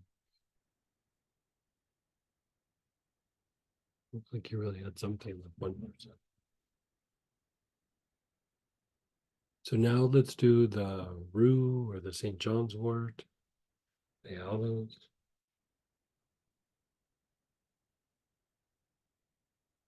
the allay,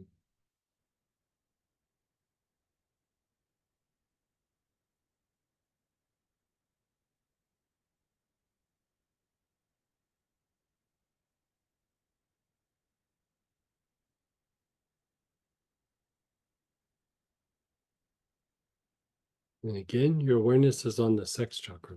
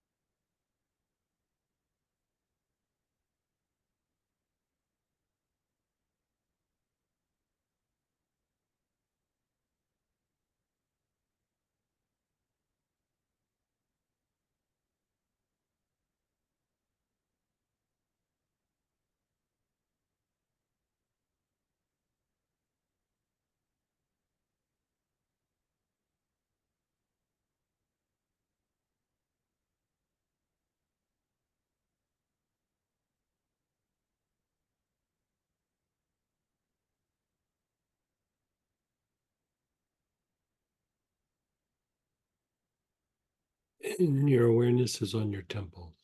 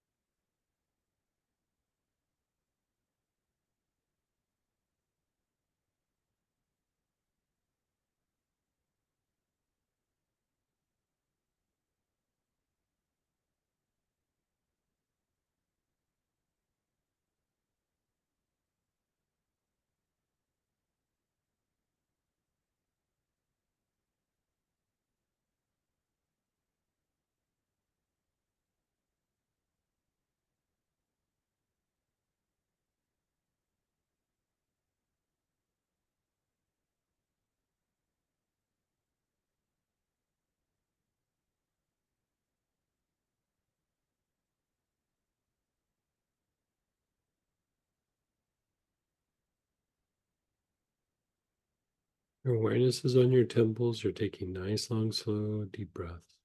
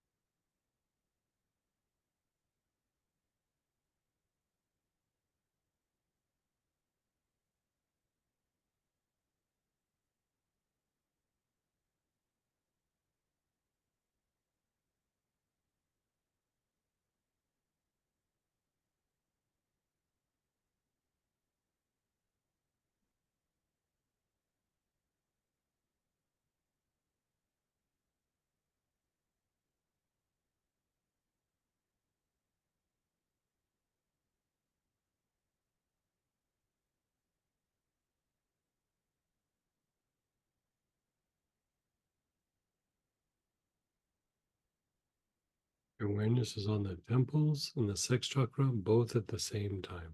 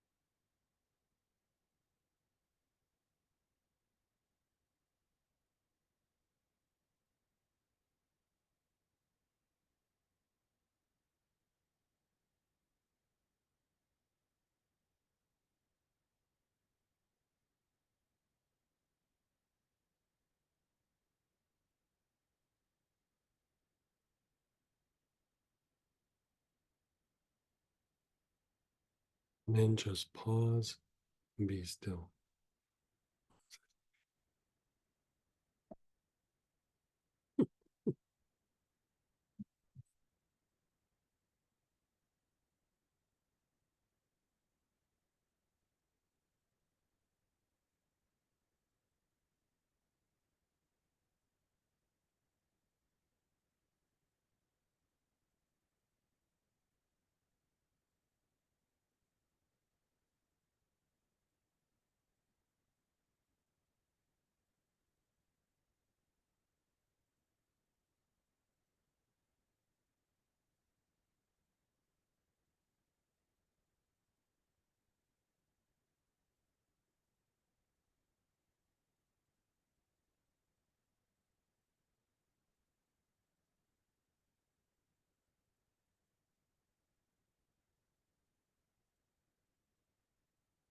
Your awareness is on your spine. You're taking nice, long, slow, deep breaths.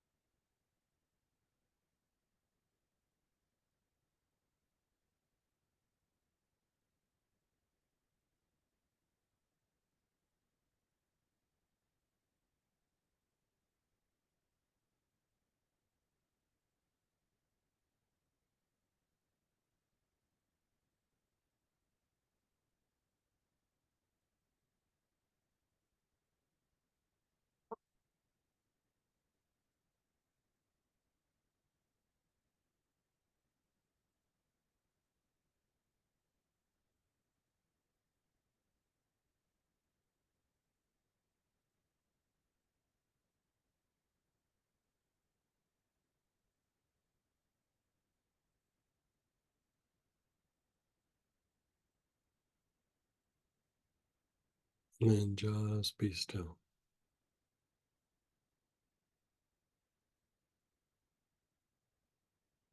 Well, that's your chakra root cleanser or your hyssop, either one, whichever one you were using.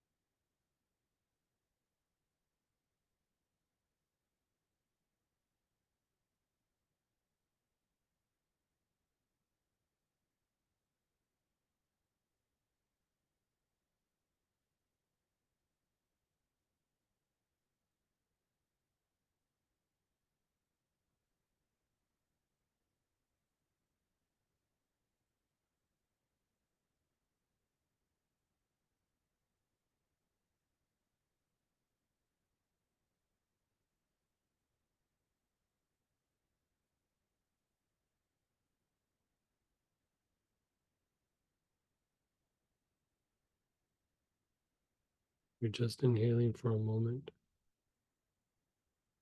Your awareness is on your brain.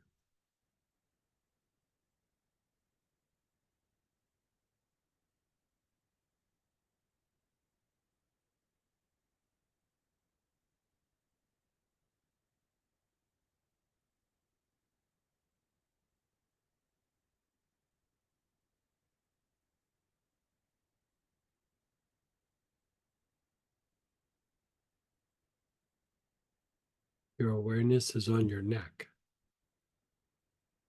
the front, the sides, the back of the neck.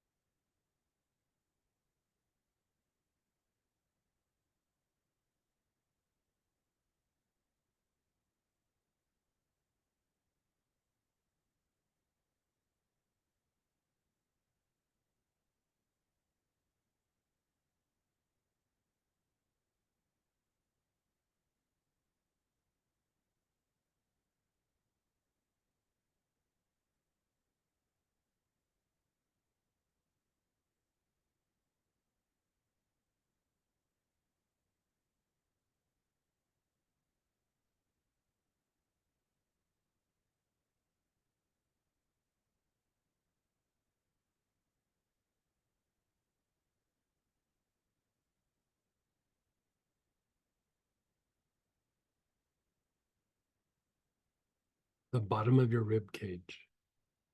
Your awareness is on the bottom of your rib cage.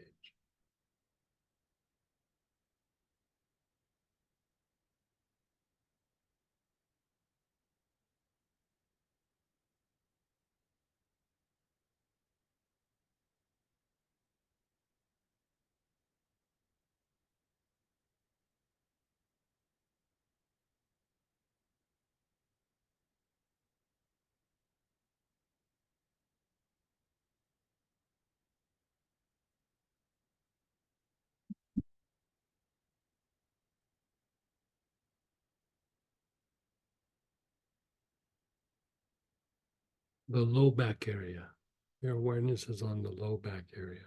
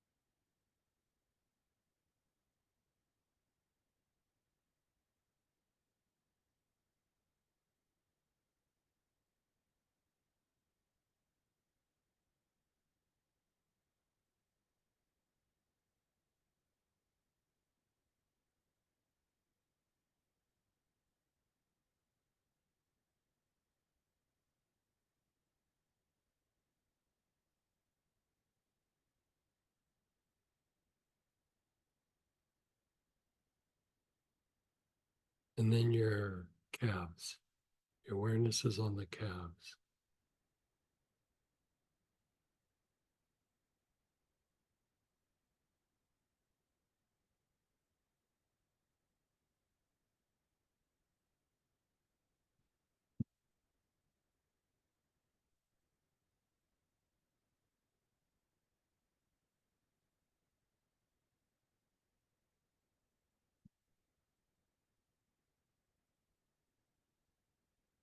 Just let go. Notice how you feel. We're going to be moving over to the Stara prayer petition blessing. And we're going to spend a little extra time due to the conflict in Israel and Lebanon and Iran, all that. So join us if you can. And if not, keep it in your prayers. So thanks for hanging out tonight, you guys. Take care.